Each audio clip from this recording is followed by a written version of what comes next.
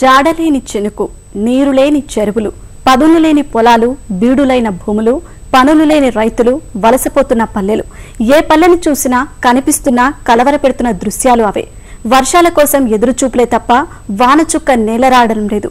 కరువు కాటకాలతో పొలం పండడం లేదు.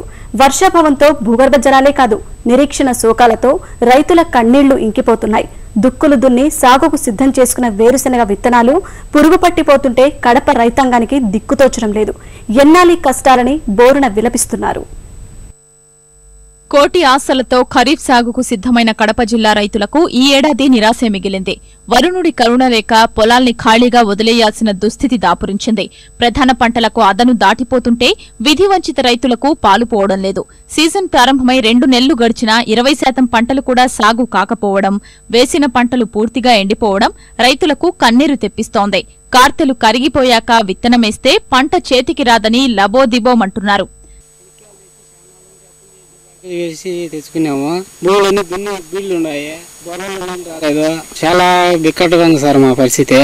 10,000 ఇచ్చి కాయలు తెచ్చుకున్నాము. వడ్డీకి 3 రూపాయలు వడ్డీకి తెచ్చుకున్నాము. దుక్కు చేసి 5 ఎకరాలు దుక్కు చేసి పెట్టుకున్నాము సార్. పరిస్థితి ఏం లేదు, వాన వచ్చి వేసుకోవాలి, లేదంటే అప్పు చేసి వేయవలసిందే సార్.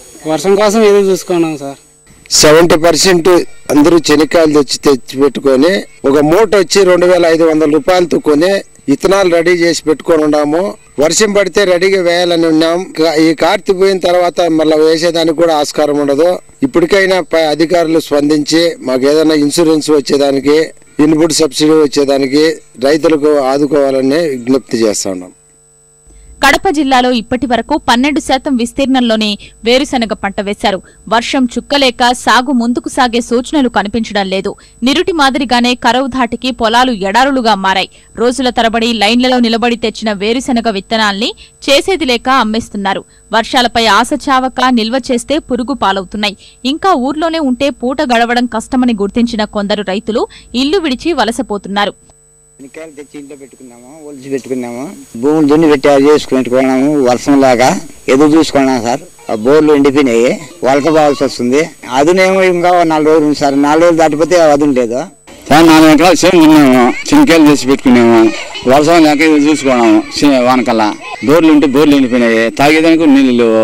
ఈ 2 నాలుగు పని లేకపోతే దేశం వెళ్ళిపోదాం, పై దేశం వెళ్ళిపోదాం అనుకున్నాం సార్. కొడుకు కూడాలు వెళ్ళిపోయాం, మేము కూడా వెళ్ళిపోదాం అనుకున్నాం సార్. దుక్కు చేసినాం, దున్ని పెట్టినాం, వేళ ఎదురు చూసుకోవడం వానకల్లా. వాన రాలా. ఇంకా 14 ఉంటే చూసి వెళ్ళిపోతాం సార్. మేము కూడా ఏమన్నా ఏం లేదు. 10 నియోజకవర్గాల్లోని 80% రైతులకు వేరుశెనగ పంటే జీవనాధారం. కానీ 10 ఏళ్లుగా రైతులు వర్షాభావ పరిస్థితులు ఎదుర్కొంటున్నారు. ఏటా సకాలంలో వర్షాలు కురవని కారణంగా నష్టపోతున్నారు. రాయచోటి, లక్కిరెడ్డిపల్లె ప్రాంతాల్లో 34,000 హెక్టార్లకు గాను 1,500 హెక్టార్లలోనే సాగైనట్లు అధికారులు చెబుతున్నారు.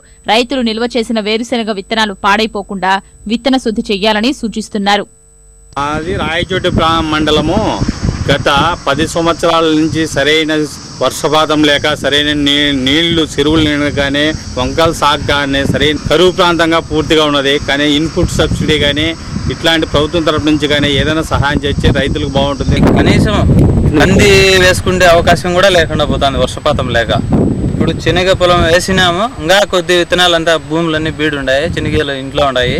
కానీ వర్షం లేకనే కొద్దిగా వేసింటే అవి కూడా ఎండిపోతున్నాయి. ఘోరంగా ఉండాలి సార్. కనీసం పశువుల మేపు కూడా చూడండి సార్, మీరే చూడండి.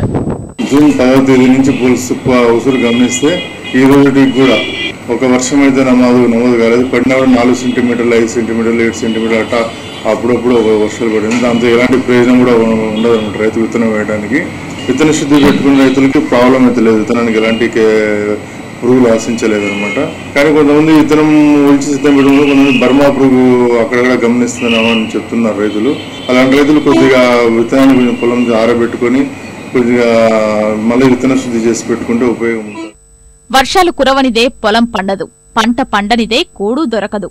కడుపులు మార్చే క్షామాలతో పల్లెల్లో ఉండలేక రైతన్నలు పట్నాలకు పయనమవుతున్నారు. తల్లిలాంటి భూముల్ని వదిలి జీవనోపాధి కోసం ఎక్కడెక్కడికో వెళ్లి అగచాట్లు పడుతున్నారు.